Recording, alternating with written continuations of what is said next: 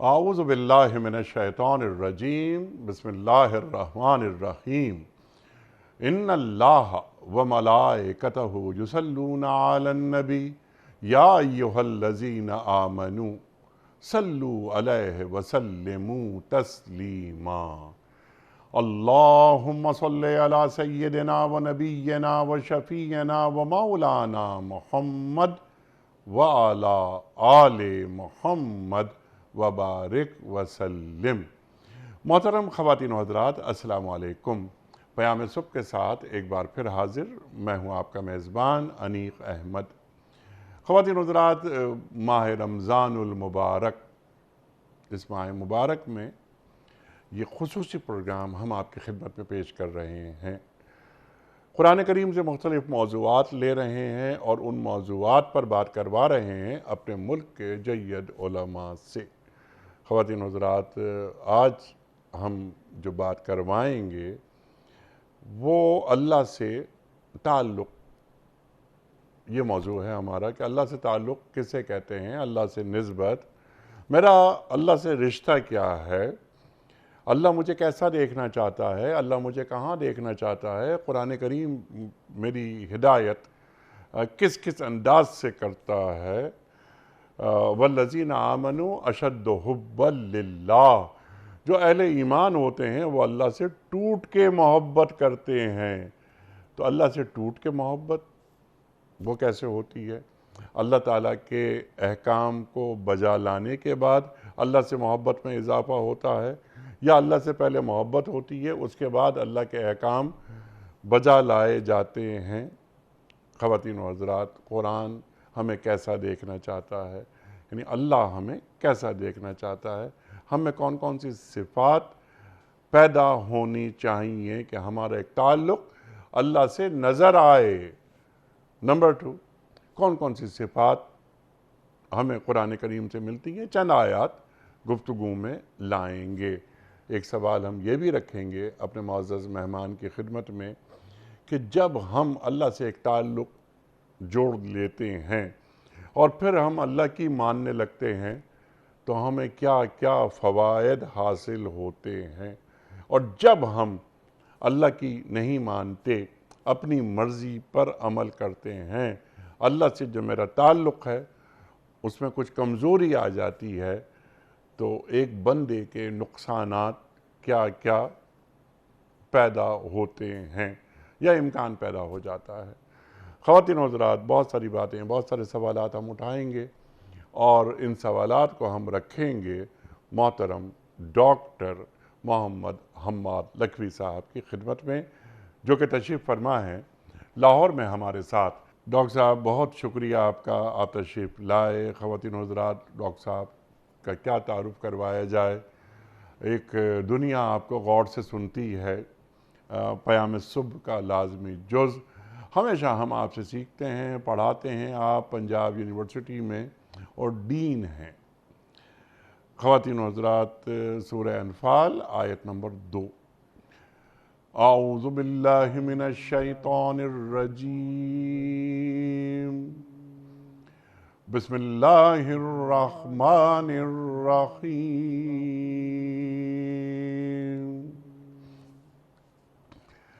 انما المؤمنون الذین اذا ذکر اللہ وجلت قلوبهم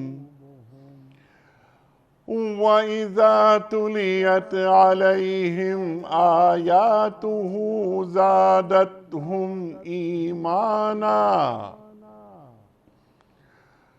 وَعَلَى رَبِّهِمْ يَتَوَكَّلُونَ۔ صدق اللہ العظیم۔ سچے اہل ایمان تو وہ ہیں جن کے دل اللہ کا ذکر سن کر لرز جاتے ہیں، اور جب اللہ کی آیات ان کے سامنے پڑھی جاتی ہیں تو ان کا ایمان بڑھ جاتا ہے اور وہ اپنے رب پر اعتماد رکھتے ہیں۔ اللہ اکبر۔ محترم ڈاکٹر حماد لکھوی صاحب کی خدمت میں پہلا سوال آج کے پروگرام کے حوالے سے۔ ڈاکٹر صاحب، مجھے کیسے معلوم ہو کہ میرا اللہ سے تعلق اچھا ہے؟ ارشاد۔ بسم اللہ الرحمن الرحیم۔ دیکھیں، اللہ خالق ہے اور انسان مخلوق، ساری کائنات مخلوق ہے اور اس میں انسان جو ہے وہ اشرف المخلوقات ہے، اور انسان کو اللہ تعالیٰ نے وہی حکم دیا ہے جو حکم باقی کائنات کو دیا ہے کہ باقی کائنات بھی اللہ تعالیٰ کی بندگی کرتی ہے اور اللہ تعالیٰ کی تسبیح بیان کرتی ہے۔ اللہ تعالیٰ نے سورہ نور کے اندر فرمایا کہ الم تر ان اللہ یسبح لہ من فی السماوات والارض، کہ زمین تم نے یہ دیکھا نہیں کہ جو کچھ بھی آسمانوں میں اور زمین میں ہے وہ اللہ تعالیٰ کی تسبیح بیان کرتا ہے۔ ٹھیک ہے۔ اور ساتھ فرمایا والطیر صافات، درمیان میں اڑنے والے پرندے بھی وہ بھی اللہ تعالیٰ کی تسبیح بیان کرتے ہیں۔ اور پھر فرمایا کل قد علم صلاتہ و تسبیحہ، کائنات کی ہر چیز کو علم ہے کہ اس کی نماز کیا ہے اور اس کی تسبیح کیا ہے۔ تو کائنات کی ساری کائنات بھی اللہ کی بندگی ہی کر رہی ہے، اور انسان کو اللہ تعالیٰ نے شعور اور اختیار دے کر وہی حکم فرمایا یا ایھا الناس اعبدوا ربکم الذی خلقکم والذین من قبلکم لعلکم تتقون، اے کائنات کے لوگو، تم اپنے رب کی، اپنے پالن ہار کی بندگی کرو جو تمہارا خالق ہے، جس نے تمہیں پیدا کیا اور تم سے پہلے لوگوں کو بھی پیدا کیا تاکہ تم متقی بن جاؤ۔ اب حکم اللہ نے دیا ہے اپنی بندگی کا، وَمَا خَلَقْتُ الْجِنَّ وَالْإِنسَ إِلَّا لِيَعْبُدُونَ، اور فرمایا اس نے کہ میں نے جنوں اور انسانوں کو صرف اپنی بندگی کے لیے پیدا کیا ہے۔ مخلوق کا فرض ہے کہ وہ خالق کی بندگی کرے، اور خالق کا حق ہے کہ مخلوق اس کی بندگی کرے۔ لہٰذا مخلوق کو اس وقت پتہ چلنا چاہیے، مخلوق کو کیسے پتہ چلنا چاہیے کہ میرا رب جو ہے وہ میرے اوپر راضی ہے یا میرا رب کے ساتھ تعلق اچھا ہے؟ اس کو اس وقت پتہ چلنا چاہیے جب وہ اللہ کی بندگی میں اچھا ہو، جب وہ اللہ تعالیٰ کی عبادات میں اچھا ہو۔ نبی اکرم صلی اللہ علیہ وسلم نے فرمایا، حضرت معاذ بن جبل رضی اللہ تعالیٰ اس حدیث کے راوی ہیں، کہ پہلے نبی پاک صلی اللہ علیہ وسلم نے پوچھا حضرت معاذ سے کہ آپ کو یہ معلوم ہے کہ اتدری ما حق اللہ علی العباد وما حق العباد علی اللہ، کیا آپ کو معلوم ہے کہ اللہ کا بندوں پر کیا حق ہے اور بندوں کا اللہ پر کیا حق ہے؟ تو حضرت معاذ رضی اللہ تعالیٰ نے عرض کیا اللہ و رسولہ عالم، اللہ کو معلوم ہے یا اللہ کے رسول صلی اللہ علیہ وسلم کو معلوم ہے۔ پھر نبی کریم صلی اللہ علیہ وسلم نے فرمایا حق اللہ علی العباد ان یعبدوہ ولا یشرکوا بہ شیئا، اللہ کا بندوں پر حق یہ ہے کہ وہ خالص اس کی بندگی کریں اور اس کے ساتھ کسی کو شریک نہ ٹھہرائیں۔ اور پھر فرمایا وحق العباد علی اللہ، پھر بندوں کا اللہ پر یہ حق بن جاتا ہے کہ اللہ یشرک اللہ یعذب من لا یشرک بہ شیئا، کہ جو اللہ کے ساتھ شرک نہیں کرتا اللہ تعالیٰ اس کو عذاب میں مبتلا نہ کرے۔ اب انسان کا اللہ کے ساتھ جو تعلق ہے، وہ بندے کا جو اللہ کے ساتھ تعلق ہے وہ بندگی کا، عبادت کا تعلق ہے۔ اگر انسان اللہ کی بندگی کر رہا ہے اور بندگی میں آگے سے آگے بڑھتا جا رہا ہے، بندگی میں اس کو لطف آتا ہے اور بندگی میں اس کا دل لگتا ہے، نبی اکرم صلی اللہ علیہ وسلم فرماتے ہیں قرۃ عینی فی الصلاۃ، نماز میں میری آنکھوں کی ٹھنڈک نماز میں ہے۔ جب انسان اپنی آنکھوں کی ٹھنڈک نماز میں محسوس کرے، مختلف جو اللہ کی بندگی کرتے ہوئے اس کو، چاہے وہ حقوق اللہ کے حوالے سے ہو چاہے حقوق العباد کے حوالے سے ہو، جب بھی وہ اللہ کی بندگی کرتا ہے، اللہ کے احکام کو مانتا ہے، تو اس کے اندر اس کی تسکین ہو، اس کے اندر اس کی آنکھوں کی ٹھنڈک ہو، اس کے اندر اس کا سکون ہو۔ جب وہ یہ سمجھے تو پھر اس کا مطلب ہوگا کہ اس کا اللہ کے ساتھ تعلق اچھا ہے۔ اور جس شخص کا تعلق اللہ سے اچھا نہیں ہوتا، اللہ تعالیٰ اس سے مال نہیں چھینتا، اللہ تعالیٰ اس سے دولت نہیں چھینتا، اللہ تعالیٰ اس سے سجدے کی توفیق چھینتا ہے۔ جی سبحان اللہ، سبحان اللہ۔ ڈاکٹر صاحب، یہ اللہ سے تعلق ہمیشہ اچھا رہنا چاہیے، اور خود کو چیک کرتے رہنا چاہیے کہ میرا تعلق اللہ سے اچھا ہے یا نہیں، یعنی میں احکام خداوندی کا پابند ہوں یا نہیں ہوں، اللہ مجھ سے کیا چاہتا ہے۔ ڈاکٹر صاحب، اللہ تعالیٰ کی معرفت کیے بغیر یا معرفت ہوئے بغیر یہ خوبی میرے اندر آ سکتی ہے؟ دیکھیں اللہ تعالیٰ کی معرفت یہ ہے کہ اللہ تعالیٰ کی نشانیوں کو سمجھ کر، اللہ تعالیٰ کی ذات کو سمجھ کر انسان کو یہ ادراک ہو جائے کہ اپنے اللہ کی کبریائی کا ادراک ہو جائے، یہ اس کا نام ہے معرفت۔ اور جس کو اللہ کی معرفت حاصل ہو جاتی ہے اور اللہ کی کبریائی کا ادراک ہو جاتا ہے، اسی کو یہ سمجھ آتی ہے کہ یہ حکم کس کا ہے۔ سبحان اللہ، سبحان اللہ۔ ڈاکٹر صاحب، اللہ تعالیٰ کی کبریائی کا ادراک کیسے ہوتا ہے؟ اللہ تعالیٰ کی کبریائی کا ادراک ہوتا ہے کہ جب انسان اللہ تعالیٰ کی کائنات کو دیکھتا ہے، جب انسان اللہ تعالیٰ کی اس پوری کائنات کو، قرآن میں اللہ تعالیٰ بار بار اس کو کائنات کی نعمتوں کی طرف دکھا کے، دیکھیں دو طرح کی نشانیاں ہیں۔ ایک وہ نشانیاں ہیں جو آفاق و انفس کی نشانیاں ہیں، ارد گرد پھیلی ہوئی کائنات میں نشانیاں ہیں، وہ نشانیاں بھی اللہ تعالیٰ کی معرفت کی ہیں، اللہ تعالیٰ کی توحید کی نشانیاں ہیں۔ اور دوسری نشانیاں وہ ہیں جو اللہ تعالیٰ نے قرآن پاک کے اندر بیان کی ہیں۔ قرآن کے اندر جو بیان ہوا ہے وہ اگرچہ عربی کے جملے ہیں، عربی کے فقرے ہیں، فقرہ بھی عربی زبان کا لفظ ہے، جملہ بھی عربی زبان کا لفظ ہے، لیکن اللہ نے اس کو جملہ بھی نہیں کہا، فقرہ بھی نہیں کہا، اللہ تعالیٰ نے اس کو آیت کہا ہے۔ تو یہ آیت اس لیے ہے کہ یہ نشانیاں ہیں۔ پوری کائنات، پورا قرآن بھی اللہ کی نشانیاں ہیں، اللہ کی وحدانیت کی نشانیاں ہیں، اور پوری کائنات بھی اللہ تعالیٰ کی وحدانیت کی نشانیاں ہیں۔ ان دونوں کے اندر کوئی تضاد اور تفاوت نہیں ہے۔ اور جب کوئی شخص ارد گرد کی پھیلی ہوئی کائنات میں غور و فکر کرے تو وہ اس نتیجے پہ پہنچتا ہے کہ قرآن میں جو کچھ کہا گیا ہے یہ حق ہے، اور جو کوئی قرآن کے اندر نشانیوں پر، آیات پر غور و فکر کرے، وہ اس نتیجے پہ پہنچتا ہے کہ کائنات جو ہے وہ حق ہے۔ اس سے اس کو وہ معرفت حاصل ہوتی ہے جو قرآن نے کہا کہ اِنَّ فِي خَلْقِ السَّمَاوَاتِ وَالْأَرْضِ وَاخْتِلَافِ اللَّيْلِ وَالنَّهَارِ لَآيَاتٍ لِأُولِي الْأَلْبَابِ الَّذِينَ يَذْكُرُونَ اللَّهَ قِيَامًا وَقُعُودًا وَعَلَى جُنُوبِهِمْ وَيَتَفَكَّرُونَ فِي خَلْقِ السَّمَاوَاتِ وَالْأَرْضِ، کہ زمین آسمان کی پیدائش میں اور رات دن کے آنے جانے میں عقل والوں کے لیے نشانیاں ہیں۔ وہ کون ہیں؟ جو بیٹھے اٹھے اور پہلوؤں پہ لیٹے اللہ کا ذکر کرتے ہیں اور کائنات کی زمین و آسمان کے ہر معاملے کے اندر غور و فکر کرتے ہیں۔ اس سے ان کو پھر یہ معرفت حاصل ہوتی ہے کہ ربنا ما خلقت ھذا باطلا، ان کو اللہ تعالیٰ کی ذات کی معرفت حاصل ہوتی ہے۔ پھر وہ پکار اٹھتے ہیں کہ یہ کائنات، یہ کارخانہ ایسے نہیں بنا، ربنا ما خلقت ھذا باطلا، اے ہمارے رب یہ کائنات تو نے باطل پیدا نہیں کی، اور سبحانک فقنا عذاب النار، تو پاک ہے، ہمیں عذاب جہنم سے بچا لے۔ ان کو اپنے آخرت کی فکر ہونے لگتی ہے، اپنے انجام کی فکر ہونے لگتی ہے۔ تو یہ اللہ تعالیٰ نے ایک بڑا مربوط اور ایک شاندار کارخانہ بنایا ہے کائنات کا۔ اس کائنات کے اندر انسان جیسے جیسے غور و فکر کرتا جاتا ہے اس کو اللہ تعالیٰ کی کبریائی کا ادراک ہوتا جاتا ہے۔ تو جو لوگ کائنات پر غور و فکر نہیں کرتے، جس طرح آپ نے فرمایا، تو انہیں اللہ تعالیٰ کی کبریائی کا احساس ہی نہیں پیدا ہو سکتا ان کے اندر؟ جو کائنات میں غور و فکر نہیں کرتے یا قرآن میں غور و فکر نہیں کرتے، دونوں میں سے ایک، افلا یتدبرون القرآن ام علی قلوب اقفالها، قرآن کہتا ہے یہ قرآن کے اندر غور و فکر نہیں کرتے، کیا ان کے دلوں پر تالے پڑے ہوئے ہیں، قفل پڑے ہوئے ہیں؟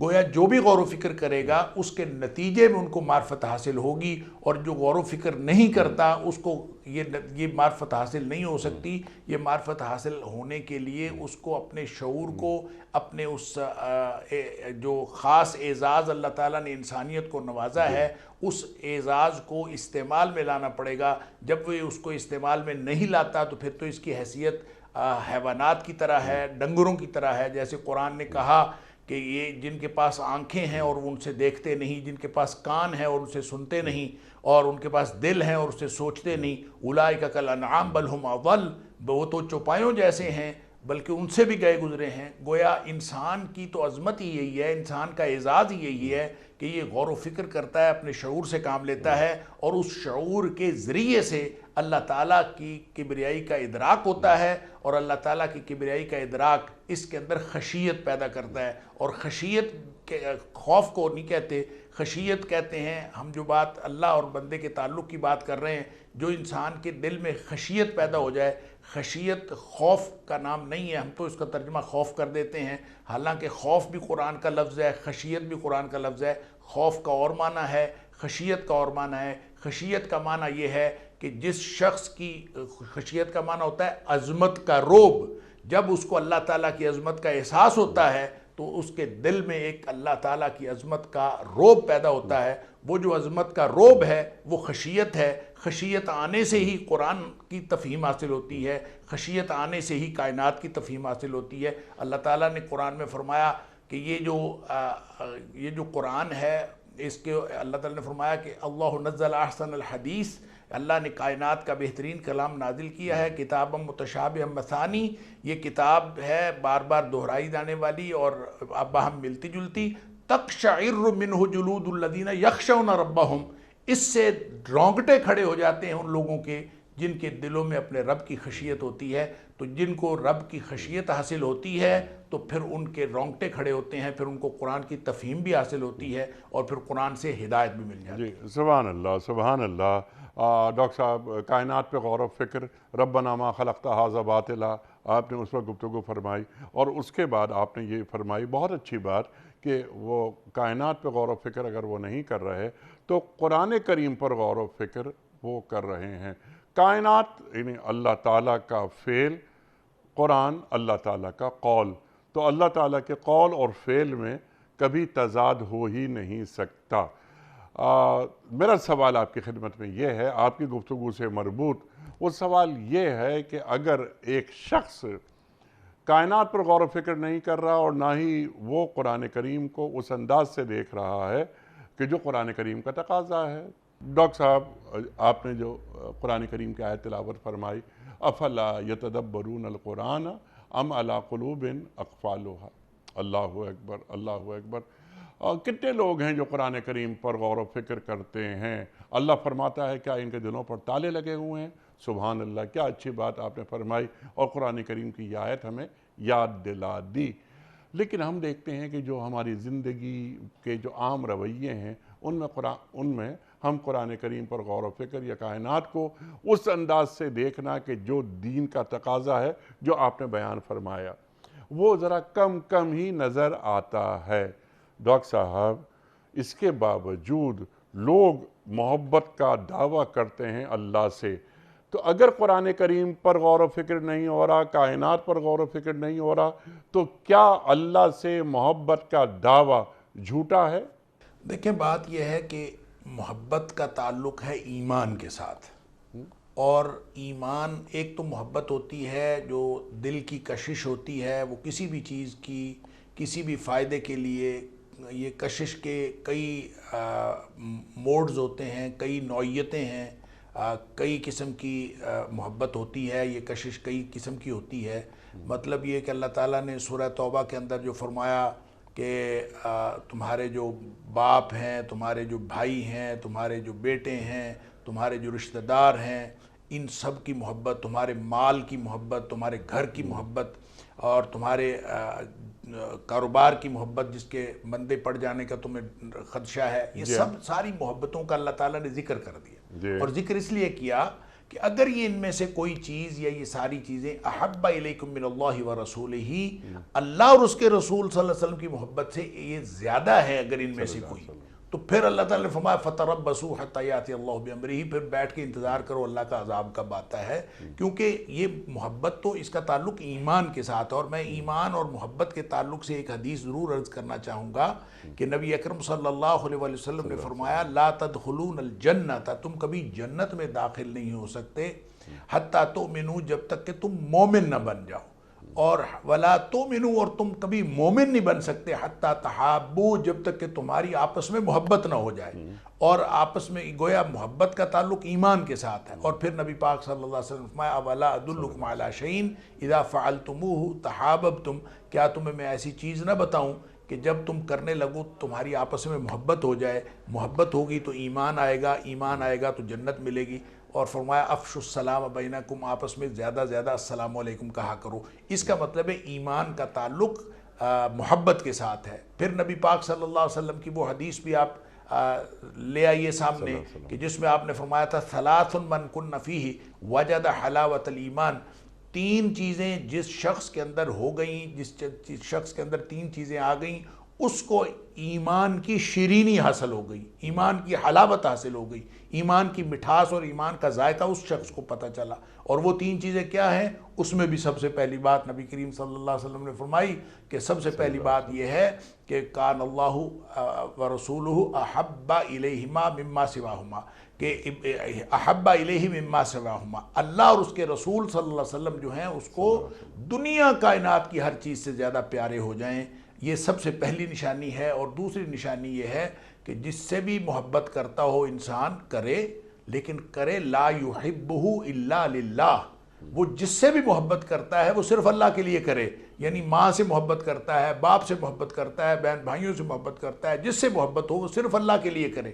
اور یوں جب وہ محبت اللہ سے کرتا ہے، اللہ کے لیے سب ساری چیزوں سے کرتا ہے، تو یہ ساری چیزوں کی محبت بھی اللہ کی محبت قرار پائے گی۔ اور تیسری چیز یہ ہے کہ وہ کفر میں واپس جانے کو اتنا ہی برا جانے جتنا وہ آگ میں جو پھینکے جانے کو برا سمجھتا ہے۔ اگر یہ تین چیزیں اس کے اندر آ گئیں تو پھر اس کا تعلق ایمان کے ساتھ ہے۔ تو میں جو آپ نے جو سوال کیا کہ اگر وہ قرآن مجید پر غور و فکر نہیں کرتا، یا اگر وہ غور و فکر نہیں کرتا کائنات پر، تو کیا اس کے اندر ایمان نہیں ہے یا اس کے اندر محبت نہیں ہے؟ اس کے اندر اگر وہ ایمان، دیکھیں ایمان نام ہے مان لینے کا، اگر اس کے اندر ایمان ہے، اس نے اللہ پر ایمان رکھا ہے، تو یقیناً اس کی اللہ کے ساتھ محبت ہے۔ اب اگر اس کو قرآن نہیں آتا، اگر اس نے قرآن پر غور و فکر کرنے کی صلاحیت حاصل نہیں کی، تو فَاسْأَلُوا أَهْلَ الذِّكْرِ إِن كُنتُمْ لَا تَعْلَمُونَ، اگر تم نہیں جانتے تو پھر ان لوگوں سے پوچھو جو جانتے ہیں۔ تو پھر اس کا مطلب یہ ہے کہ وہ ایسے لوگوں کے ساتھ جڑ جائے جو اللہ کو جانتے ہیں اور جنہوں نے اللہ کے ساتھ جو اللہ کے ساتھ جوڑتے ہیں۔ مسلمان وہ ہوتا ہے جس کو دیکھ کر اللہ یاد آ جائے، اور جس کو دیکھ کر مسلمان کا کردار وہ ہوتا ہے جس کو دیکھ کر اللہ یاد آ جائے اور لوگ اللہ کی طرف لپکیں اور اللہ کی طرف کشش محسوس کریں۔ لہٰذا ایسے شخص کے ساتھ جڑ جانا جو اللہ والا ہو اور جو اللہ کی طرف لے جانے والا ہو، پھر اس کو، اس کا مطلب یہ نہیں ہے کہ اس سے قرآن فہمی کی یا قرآن پاک کی تفہیم کی ذمہ داری اس سے ختم ہو جائے گی، وہ ذمہ داری اس کے اوپر پھر بھی رہے گی، لیکن اس کو کم از کم اتنا ضرور ہے کہ جب وہ اللہ والے کے ساتھ جڑے گا تو وہ اللہ والا اس کو وہ باتیں بتا دے گا جو اس کو ڈائریکٹ خود قرآن سے سمجھنی تھیں۔ وہ اگر خود قرآن سے نہیں سمجھ سکتا تو کسی اللہ والے سے سمجھ لے۔ سبحان اللہ، سبحان اللہ۔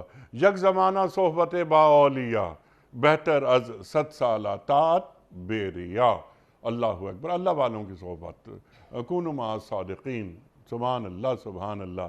تو اب یہ پہلی بات جو آپ نے فرمائی تھی کہ کائنات پر غور کرنا چاہیے، اور کائنات پر غور کرنے سے اللہ تک پہنچنا چاہیے۔ دوسری چیز قرآن کریم پر غور۔ تیسری چیز آپ نے فرمائی یعنی اللہ سے محبت کے لیے اللہ والوں کی صحبت ضروری ہوتی ہے۔ سبحان اللہ، سبحان اللہ۔ ڈاکٹر صاحب، ایک شخص جو کائنات پہ غور و فکر کرنے کی صلاحیت ہی نہیں رکھتا، جس طرح آپ نے فرمایا کہ عقل کے بھی معیارات ہوتے ہیں نا۔ دوسری چیز یہ کہ وہ قرآن کریم پر بھی غور نہیں کر پا رہا، باوجود بہت ساری بات، علمی استعداد نہیں ہے، اس کے پاس وقت نہیں ہے۔ اکثریت ہمارے معاشروں میں بھی قرآن کریم پر غور و فکر نہیں کر رہی۔ ہم یہ دیکھتے ہیں، میرا خیال ہے کہ آپ کا بھی یہی تجربہ ہوگا۔ تیسری چیز آپ نے سبحان اللہ، سبحان اللہ، اللہ والوں کی صحبت۔ تو اللہ والوں کی صحبت کیا کرتی ہے؟ ہمیں اللہ سے ہمارا ایک تعلق پیدا کر دیتی ہے، اور پھر اللہ سے ایک تعلق پیدا کروا کر اللہ والا بیچ میں سے ہٹ جاتا ہے، یعنی ہمارا ہاتھ اللہ کے ہاتھ میں دے کر خود نکل جاتا ہے۔ ایک بڑا کام یہ بھی نہیں ہو رہا، فرض کیجئے اللہ والوں کی صحبت نصیب نہیں ہو پا رہی، اگر وہ شخص اللہ سے محبت کرنے کا دعوے دار ہے اور وہ یہ کہتا ہے کہ میں نے اپنے نفس کو اللہ کے حوالے کر دیا، تو کیا وہ اللہ سے محبت کے دعوے میں سچا ہے؟ دیکھیں، بات یہ ہے کہ اگر کوئی شخص یہ سمجھتا ہے کہ اور یہ دعویٰ کرتا ہے کہ میں نے اپنے آپ کو اللہ کے سپرد کر دیا، تو اس کو یہ علم حاصل کرنا ضروری ہے کہ میرا اللہ کیسے راضی ہوتا ہے۔ طلب العلم فریضۃ علی کل مسلم، ہر شخص کے اوپر یہ علم حاصل کرنا، اتنا علم حاصل کرنا جتنا اس کو پیدائش سے لے کر موت تک کے لیے اس کو کیا کرنا ہے، اس کے طرز عمل کیا اختیار کرنا ہے، اتنا علم حاصل کرنا اس کو ضروری ہے.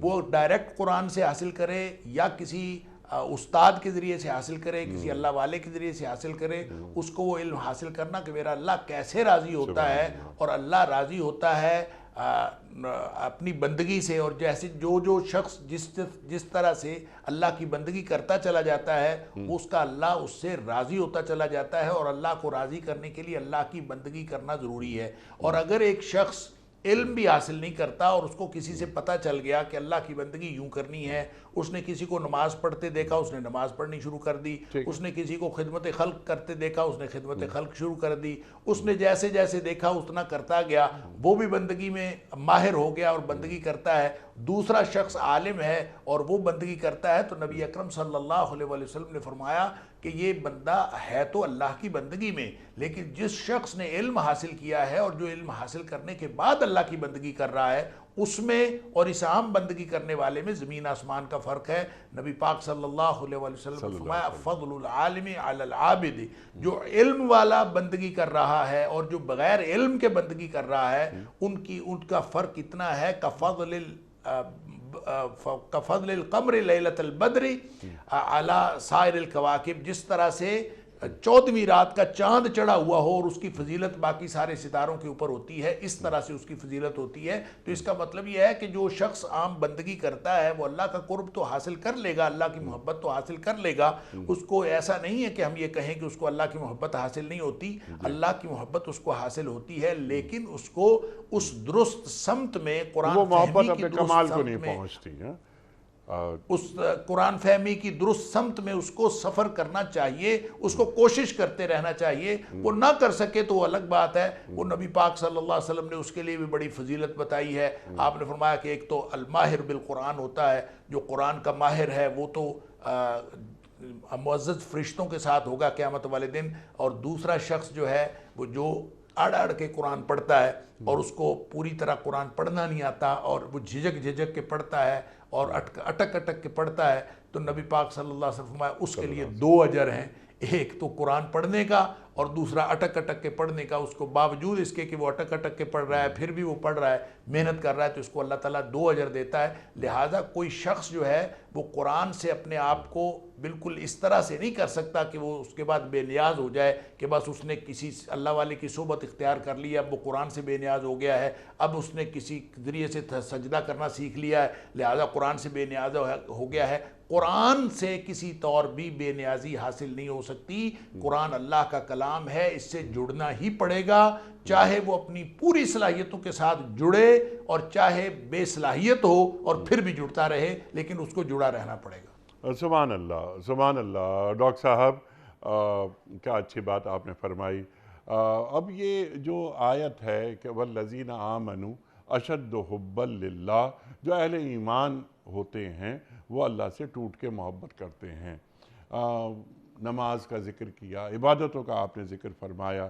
ایک آدمی عبادتیں بھی کر رہا ہے اور قرآن کریم بھی پڑھ رہا ہے، نمازیں بھی وہ پڑھ رہا ہے، لیکن اس کے باوجود اللہ تعالیٰ کی اسے وہ جو محبت ہے، ٹوٹ کے محبت، جو اشد حبا للہ، اللہ اکبر، ٹوٹ کے محبت وہ پیدا نہیں ہو پا رہی.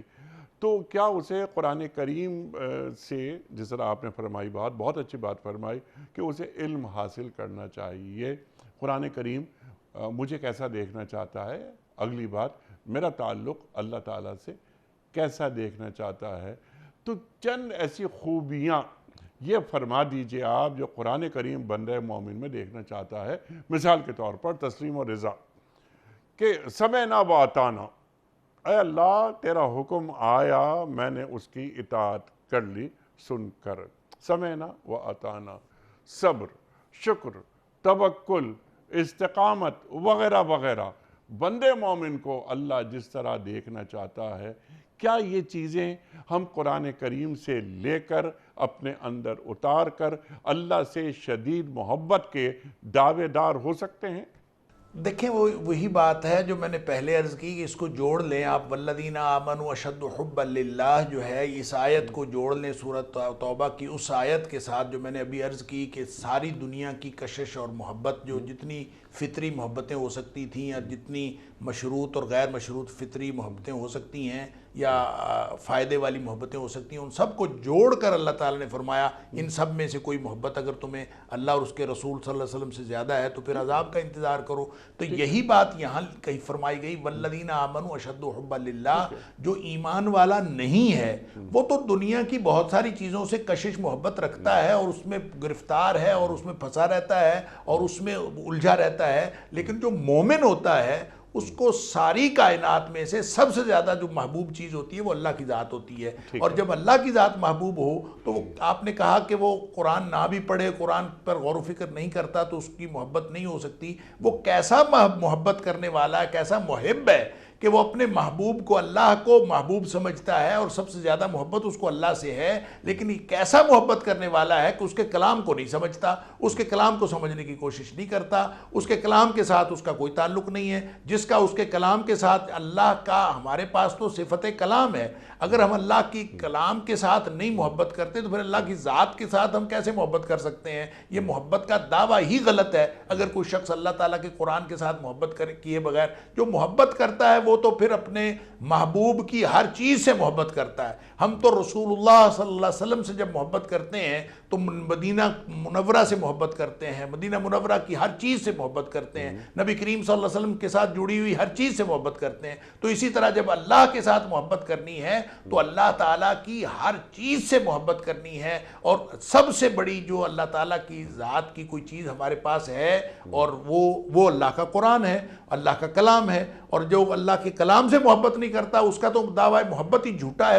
وہ کہے کہ میں قرآن کو نہیں میں مانتا یا قرآن کے ساتھ میرا تعلق کوئی نہیں ہے، ویسے میں اللہ تعالیٰ سے محبت رکھتا ہوں، تو اس کا مطلب یہ ہاں قرآن کے ساتھ محبت رکھے، سمجھ سکے یا نہ سمجھ سکے یہ الگ بات ہے، اس کی محبت قرآن کے ساتھ ہونی چاہیے۔ جب اس طرح کے سے کوئی شخص محبت رکھے گا، والذین آمنوا اشد حبا للہ، دنیا کی ساری کشش ایک طرف اور اللہ کی ذات کی کشش ایک طرف، اس وقت پھر وہ کہتا ہے تسلیم و رضا اس وقت آتی ہے، صبر و استقامت اس وقت آتا ہے، یہ ساری خصوصیات اس وقت پیدا ہوتی ہیں جب اس کے لیے اللہ، جب اس کے پاس اللہ کے لیے جینا مرنا اس کے اندر پیدا ہو جاتا ہے، ان صلاتی و نسکی و محیای و مماتی للہ رب العالمین پیدا ہو جاتا ہے، جب وہ کہتا ہے میرا مرنا جینا سب کچھ اللہ کے لیے ہے، جب ہر چیز وہ اللہ کے لیے کرتا ہے تو یہ ساری خصوصیات اس وقت پیدا ہوتی ہیں جب وہ اللہ کے لیے ہر چیز اپنی زندگی اللہ کے سپرد کر دیتا ہے۔ جو آپ نے تسلیم و رضا کی بات کی،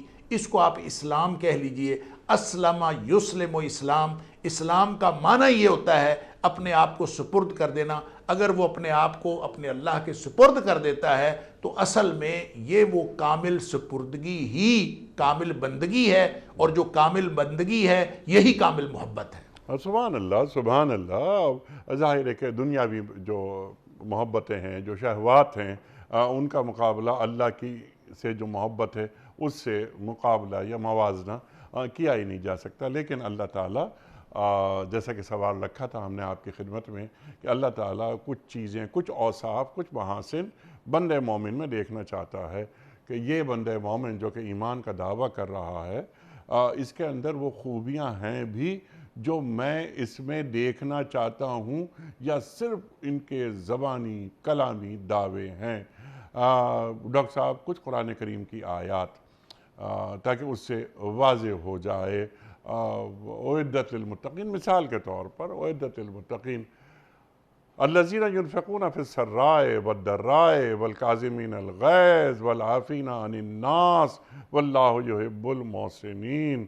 جس طرح یعنی یہ لوگ ہیں جو اللہ تعالیٰ کے محبوب ہیں، اللہ تعالیٰ انہیں جنت کی بشارت بھی دیتا ہے، وعدہ کر رہا ہے ان سے کہ یہ لوگ حالات ان کے خراب ہیں یا اچھے ہیں، اللہ کی راہ میں انفاق کرتے ہیں، یعنی یہ انفاق اللہ سے محبت میں اضافہ کرتا ہے۔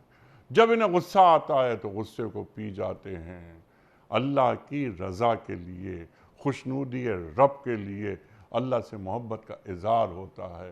اور لوگوں کے قصور معاف کرتے رہتے ہیں۔ انہیں معلوم ہوتا ہے کہ واللہ یحب المحسنین، کہ اللہ احسان کرنے والوں سے محبت کرتا ہے۔ تو یہ اللہ کی محبت میں والذین آمنوا اشد حبا للہ، اے اللہ ہم تجھ سے محبت کے دعوے دار ہیں، ہم وہ کریں گے جو تو نے ہمیں بتایا، کلام الہی میں بتایا، اور جو تیرا محبوب ہے محمد مصطفیٰ احمد مصطفیٰ صلی اللہ علیہ وآلہ وسلم، ان کی تعلیمات کے ذریعے ہم تک پہنچا۔ تو چند خوبیاں، چند محاسن، چند اوصاف بیان کر دیجئے کہ اللہ اپنا محبوب بننے کے لیے بندہ مومن میں کون کون سی خوبیاں دیکھنا چاہتا ہے کہ تم مجھ سے محبت کے دعوے دار ہو، تو کیا تم میں یہ کمال ہے یا نہیں؟ ارشاد۔ یہ بہت آپ نے درست بات فرمائی کہ یہ خوبیاں جس شخص کے اندر نہیں ہوتی، وہ خوبیوں کے بغیر کیسے دعوے دار ہو سکتا ہے محبت کا۔ میں نے اسی بات کو میں نے اس طرح سے عرض کیا ہے، اور میں عرض کرنا چاہتا ہوں کہ جو شخص اللہ تعالیٰ کی خوشنودی کے لیے زندگی بسر کرنا شروع کر دیتا ہے، اس کے اندر پھر صبر بھی پیدا ہوتا ہے، اس کے اندر پھر توکل بھی پیدا ہوتا ہے، اس کے اندر پھر تقوی بھی پیدا ہوتا ہے۔ مثلاً آپ تقوی ہی کو لے لیجئے، تقوی قرآن میں 500 بار اس کا حکم آیا ہے مختلف پیرائے میں، اور تقوی ہے کیا؟ آپ نے ابھی فرمایا اعدت للمتقین، اللہ تعالیٰ فرماتا ہے کہ متقیوں کے لیے میں نے تیار کر رکھی ہے۔ یہ تقوی والے کون لوگ ہوتے ہیں؟ تقوی اس احساس کا نام ہے، دور احساس کا نام، کہ کہیں میرا اللہ مجھ سے ناراض نہ ہو جائے، اور کہیں میں اللہ کی خوشنودی سے محروم نہ رہ جاؤں۔ اور کوئی شخص جس کے دل میں یہ تڑپ پیدا ہو جائے، نبی پاک صلی اللہ علیہ وسلم فرمایا تھا التقویٰ ہا ہنا، التقویٰ ہا ہنا، گویا یہ احساس کا نام ہے۔ احساس کس چیز کا؟ دو چیزوں کا احساس اگر پیدا ہو تو وہ متقی ہوتا ہے، کہ اللہ کوئی مجھ سے چھوٹا کام سرزد نہ ہو جائے جو تیری ناراضگی کا باعث بن سکتا ہے، اور کوئی چھوٹے سے چھوٹا کام مجھ سے ہونے سے رہ نہ جائے۔ ہوتا ہے نا، جو محبوب ہوتا ہے اس کی ناراضی افورڈ نہیں کی جا سکتی دنیاوی طور پر بھی۔ تو اللہ اگر محبوب ہے میرا، تو اس کی ناراضی میں کیسے افورڈ کر سکتا ہوں؟ سبحان اللہ، سبحان اللہ۔ جب کوئی شخص اس طرح سے زندگی گزارنا شروع کر دیتا ہے، آج میں اور آپ بیٹھے ابھی ہم طے کر لیں کہ میں نے ایک بھی کام زندگی میں ایسا نہیں کرنا جو اللہ کی ناراضگی کا باعث بن سکتا ہے، اور میں نے کوئی بھی کام ایسا نہیں چھوڑنا جو اللہ کی خوشنودی کا باعث بن سکتا ہے۔ اگر میں آج یہ طے کر لوں اور اس کے اوپر عمل کرنا شروع کر دوں تو میں انشاءاللہ متقی ہوں، اور باقی زندگی میری اس تقوی کے نقطے پر گزرے گی۔ یہ وہ تقوی کی صفت انسان کے اندر آ جائے گی جو اللہ سے محبت کرنے والوں میں آتی ہے۔ اور اسی طرح سے پھر غصہ کیوں کرنا ہے کسی کے اوپر؟ والکاظمین الغیظ آپ نے کہا، تو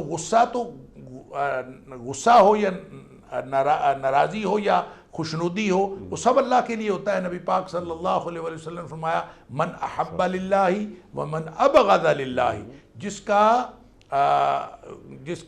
کی محبت بھی اللہ کے لیے ہو، وہ کسی سے محبت کرتا ہے اللہ کے لیے، وہ کسی سے دشمنی رکھتا ہے اللہ کے لیے، فقد استکمل ایمان، اس کا ایمان مکمل ہوتا ہے۔ گویا جو شخص اللہ کے لیے محبت رکھے، اللہ کے لیے دشمنی رکھے، اور اللہ کے لیے کسی کو چھوڑتا ہے، اللہ کے لیے کسی کے ساتھ جڑتا ہے، اور پوری زندگی اس کی اللہ کے لیے ہوتی ہے، اگر اس کی اللہ کے ساتھ محبت ہے تو اس کی پوری زندگی اسی بات کے گرد گھومتی ہے کہ میرا اللہ کس بات میں میرے ساتھ ناراض ہے، اور میرا اللہ کس بات میں میرے اوپر راضی ہے۔ جب وہ اسی کی گرد گھومتا ہے تو وہ پھر اللہ کا محبوب بنتا ہے، اور پھر اللہ کا محب بنتا ہے۔ اور جب وہ نبی پاک صلی اللہ علیہ وسلم کو فرمایا گیا قُلْ إِن كُنْتُمْ تُحِبُّونَ اللَّهَ فَاتَّبِعُونِي يُحْبِبْكُمُ اللَّهُ، اے حبیب صلی اللہ علیہ وسلم آپ ان کو فرما دیجئے کہ اگر تم اللہ سے محبت رکھتے ہو فَاتَّبِعُونِی، تو میری محمد کریم صلی اللہ علیہ وسلم کی اتباع کرو۔ اب نبی پاک صلی اللہ علیہ وسلم کی اتباع کیوں کرنی ہے؟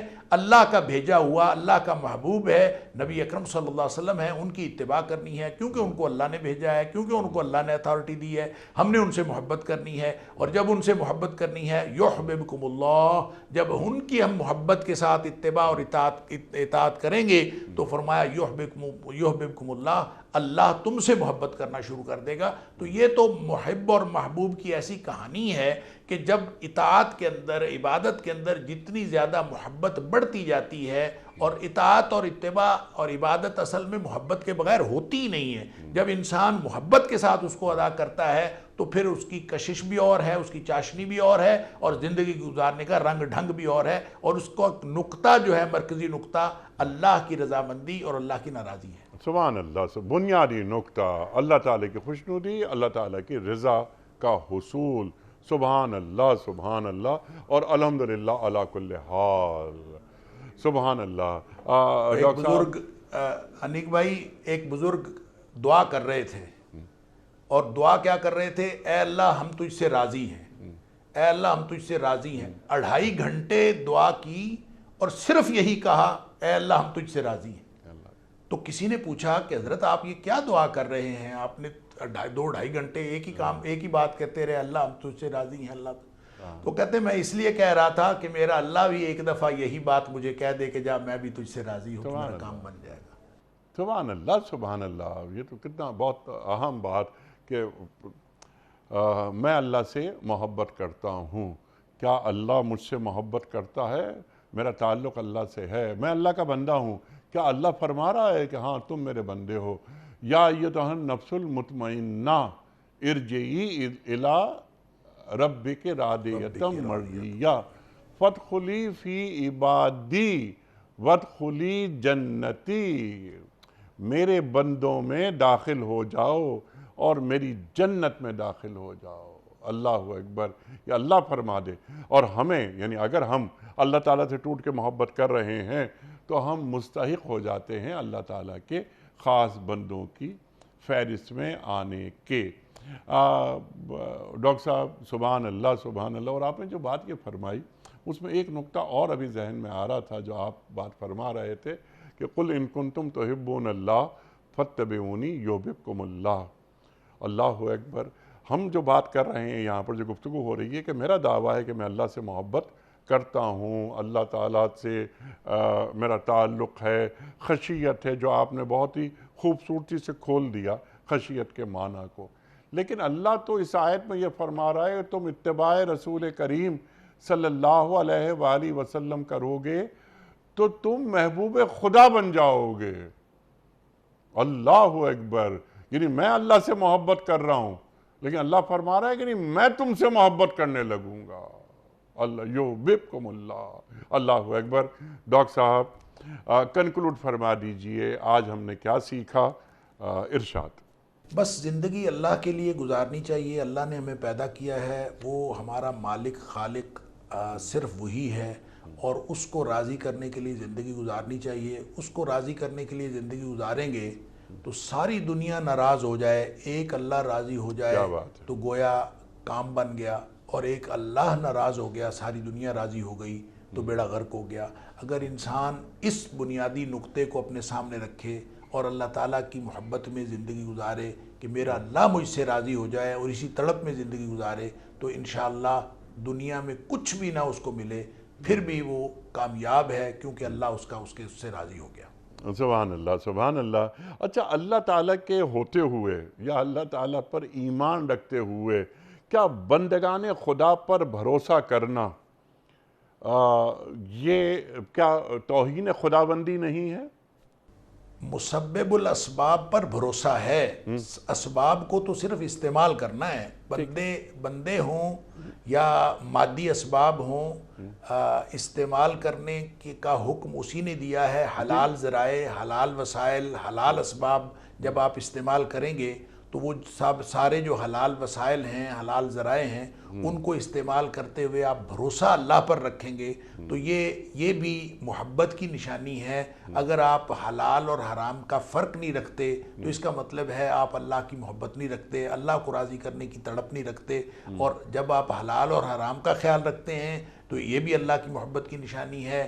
جب آپ لوگوں کے ساتھ تعلق میں فرق رکھتے ہیں، اللہ تعالیٰ کی ناراضگی اور اللہ تعالیٰ کی خوشنودی کا، یہ بھی اللہ تعالیٰ کی محبت کی نشانی ہے۔ اور جب آپ اللہ تعالیٰ کی رضامندی کے لیے پوری زندگی کو ایک خاص نقطے پر، ایک نقطہ ترجیح پر لا کے کھڑا کر دیتے ہیں کہ میں نے تو صرف وہ کام کرنا ہے جس میں میرا اللہ راضی ہو، اور ہر اس کام سے بچنا ہے جس میں میرا اللہ ناراض ہو. تو یہی وہ زندگی ہے جو اللہ کی محبت کی زندگی ہے، اور انشاءاللہ اسی میں نبی پاک صلی اللہ علیہ وسلم کی اطاعت اور اتباع بھی آ جاتی ہے، اور انسان جو اللہ کا محبوب بن جاتا ہے، جیسے آپ نے فرمایا کہ وہ خود محبوب خدا بن جاتا ہے. یہ وہی سفر ہے، ایک ہی لائن ہے، اس لائن میں چلتے چلتے انسان یہ عروج حاصل کر سکتا ہے کہ وہ محبوب خدا بن جائے. سبحان اللہ، سبحان اللہ. آخری سوال ڈاکٹر صاحب آج کے پروگرام کا، ہم اللہ سے محبت کے دعوے دار ہوں، اور جو مسبب الاسباب کی آپ نے بات کی، کوئی کام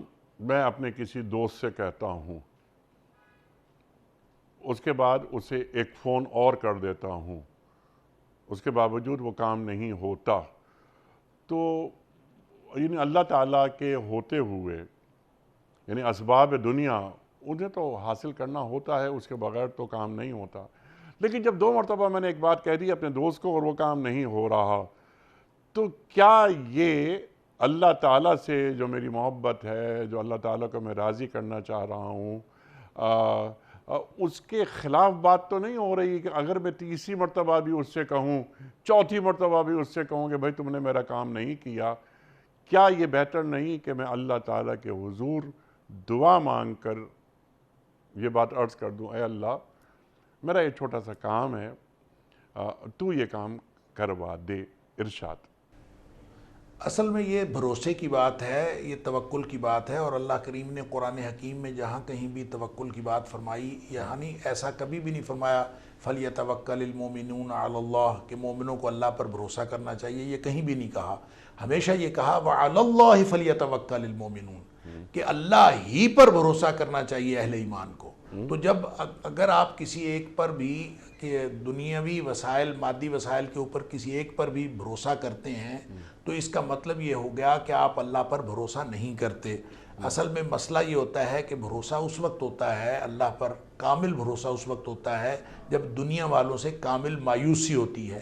جب انسان دنیا والوں پر امید رکھتا ہے تو اللہ پر کامل بھروسہ نہیں ہوتا. اللہ پر کامل بھروسہ رکھنے کے لیے دنیا والوں سے کامل مایوسی ضروری ہے.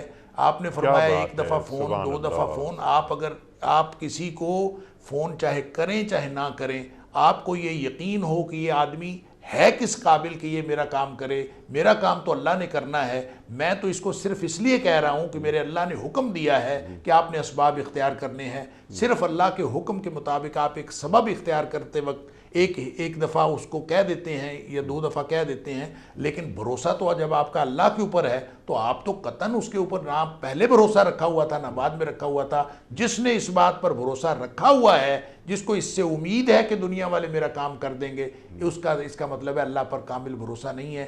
دنیا والوں سے کامل مایوسی ہوگی تو پھر اللہ پر کامل بھروسہ ہوگا. دنیا والوں پر مایوسی نہیں ہے پوری تو اس کا مطلب ہے جزوی بھروسہ ہے. کامل مایوسی دنیا والوں سے، اسباب پورے کے پورے اسباب استعمال کرنے ہیں، حلال اسباب، اور اس بنیاد پر کرنے ہیں کہ بھروسہ مسبب الاسباب پر ہو. اگر انسان اس طرح کی زندگی گزار رہا ہو تو یہ محبت کی زندگی ہے. سبحان اللہ، سبحان اللہ. ڈاکٹر صاحب اللہ اکبر، اللہ اکبر. ڈاکٹر صاحب میں آپ کا بڑا شکر گزار، بڑا ممنون. آپ تشریف لائے اور ہمیشہ کی طرح آج بھی ہم نے آپ سے بہت سیکھا. خواتین و حضرات، ڈاکٹر محمد حماد لکھوی صاحب جب بھی تشریف لاتے ہیں ایسا کبھی نہیں ہوا کہ ہم نے ڈاکٹر صاحب سے نہ سیکھا ہو. کل تک کے لیے اپنے میزبان انیق احمد کو اجازت دیجیے. کل ایک نیا موضوع اور نئے مہمان کے ساتھ پھر حاضر ہوں گے. اللہ حافظ.